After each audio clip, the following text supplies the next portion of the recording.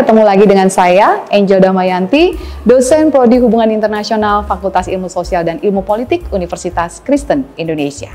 Beberapa waktu lalu kita sudah belajar tentang kenapa sih bisa terjadi terorisme di Indonesia, apa yang melatar belakangi dan sejarahnya. Hari ini kita akan melihat terorisme di Indonesia hari ini dan tren ke depannya akan seperti apa. Ada beberapa catatan terkait dengan terorisme yang terjadi dalam 3-4 tahun terakhir ini. Salah satunya misalnya di tahun 2019, kita sama-sama tahu ISIS atau Islamic State of Syam, Iraq and Syam yang ada berbasis di sekitar Suriah dan Irak, mereka mengalami pelemahan. Karena adanya aksi dari tentara sekutu dari Amerika dan teman-temannya yang berhasil mengalahkan kelompok ISIS di Irak dan Suriah, ISIS akhirnya mengalami kelemahan atau melemah. Dan ketika ISIS mulai melemah, dampaknya di Indonesia adalah pemimpin ISIS kemudian menyerukan untuk melakukan aksi balas dendam dimanapun pendukung-pendukung ISIS berada. Dan itu kemudian membuat beberapa aksi bom yang dilakukan oleh para pendukung ISIS. Misalnya ada serangan bom di Sri Lanka, dan di Indonesia misalnya ada bom Makassar pada tahun 2021. Dan bersamaan dengan melemahnya ISIS di tahun 2019 sampai hari ini, aksi terorisme di Indonesia juga banyak diwarnai dengan lone wolf terrorism atau aksi-aksi terorisme yang tidak berafiliasi kepada kelompok-kelompok teroris besar yang ada di dunia, tapi mereka terinspirasi secara mandiri, misalnya melalui media sosial, melihat aksi-aksi tersebut dan terinspirasi untuk melakukannya. Contohnya misalnya serangan yang dilakukan di Mabes Polri pada tahun 2021 oleh seorang perempuan. Ya. Dan dengan melemahnya ISIS juga, kita hari ini sedang diperhadapkan dengan kurang lebih 1.200 orang Indonesia, warga negara Indonesia yang sudah berangkat ke Irak dan Suriah untuk menjadi Foreign Terrorist Fighter atau FTF. Dan mereka karena kekalahan ISIS, mereka harus dikembalikan ke Indonesia atau ke negara asal. Artinya hari ini kita sedang menghadapi ribuan returnees atau deportees yang berasal dari Irak dan Suriah yang sebelumnya sudah menyatakan setia atau mendukung terhadap ISIS. Bisa dibayangkan kalau kemudian ribuan orang ini kembali ke Indonesia, apa yang terjadi? Karena kita sudah pernah menghadapi bagaimana pejuang-pejuang yang dilatih di Afghanistan kemudian melakukan aksi serangan bom di Indonesia pada tahun 2000-an.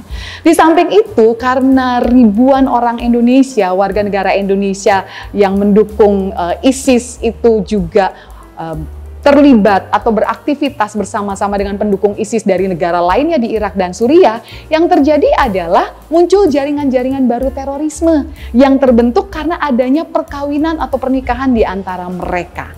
Dan satu hal lagi yang menarik, ISIS agak berbeda dengan Al-Qaeda karena apa? Karena ISIS mengizinkan perempuan untuk melakukan aksi terorisme, untuk menjadi pejuang, untuk ikut sama-sama melakukan aksi penyerangan atau aksi bunuh diri, dan itu memunculkan yang namanya terorisme perempuan pada hari ini. Yang kedua, kita juga melihat dengan melemahnya ISIS, hari ini ada penguatan dari kelompok-kelompok teroris yang ada di Indonesia yang berafiliasi bukan ke ISIS, tapi berafiliasi ke Al-Qaeda. Seperti Jemaah Islamiyah, misalnya JI, itu berafiliasi ke Al-Qaeda. Nah, walaupun JI ini sudah dilarang oleh pemerintah Indonesia pada tahun 2007, tapi bukan berarti sekali lagi JI berhenti dari aktivitas mereka. Tidak. Tapi yang terjadi adalah sejak mereka dibubarkan sampai hari ini, mereka masih tetap melakukan konsolidasi internal. Mereka masih melakukan rekrutmen. Mereka masih menyebarkan ideologi dan indoktrinasi mereka, baik secara face-to-face maupun menggunakan media sosial. Mereka juga masih mengirimkan kader-kader mereka untuk mengikuti pelatihan militer di Suriah. Dan mereka juga mengumpulkan donasi. Makanya jangan heran kalau ada donasi-donasi yang mungkin berkedokkan donasi kemanusiaan, tapi sebenarnya itu juga digunakan untuk mendukung aksi-aksi terorisme. Yang berikutnya, yang ketiga, kita juga melihat adanya kebangkitan Neo-NII, atau kita mungkin sudah mendengar Khilafatul Muslimin pada tahun 2022 bulan Juni tahun lalu ada konvoi besar-besaran yang dilakukan oleh kelompok Khilafatul Muslimin, bahkan dilakukan di daerah Jakarta di sekitar Cawang.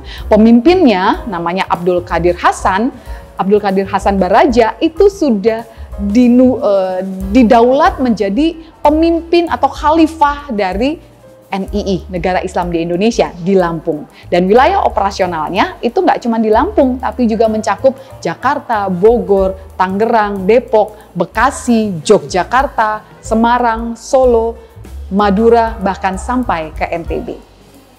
Yang keempat yang kita lihat juga, tren terorisme hari ini adalah kelompok-kelompok terorisme menggunakan internet dan media sosial dan memunculkan yang namanya cyber terrorism. Jadi ada dua, ada cyber terrorism dan ada penggunaan sosial media untuk kepentingan kelompok teroris. Hari ini bagaimana kelompok teroris memanfaatkan internet, menyebarkan ancaman, menyebarkan ideologi radikal, bahkan menyebarkan konten-konten radikal melalui dakwah-dakwah yang mungkin bisa sering kita dengar ada di media-media sosial.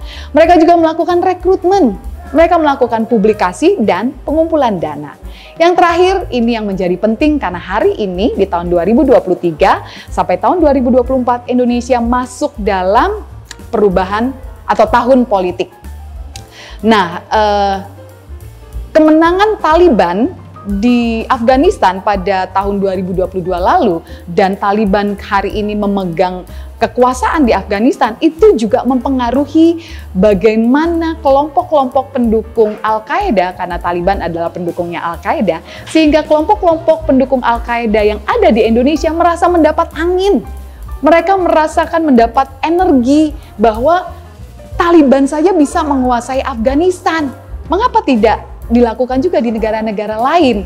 Gitu. Mengapa Taliban yang mendukung Al-Qaeda bisa menjadi pemimpin di Afghanistan? Mengapa kita tidak? Kurang lebih seperti itu pandangannya. Sehingga mereka mendapat pemahaman ada pergeseran tentang perubahan kekhalifahan yang sebelumnya Al-Qaeda, ISIS berbicara tentang kekhalifahan global, hari ini mereka berbicara tentang kekhalifahan regional, kekhalifahan di wilayah atau di negara masing-masing.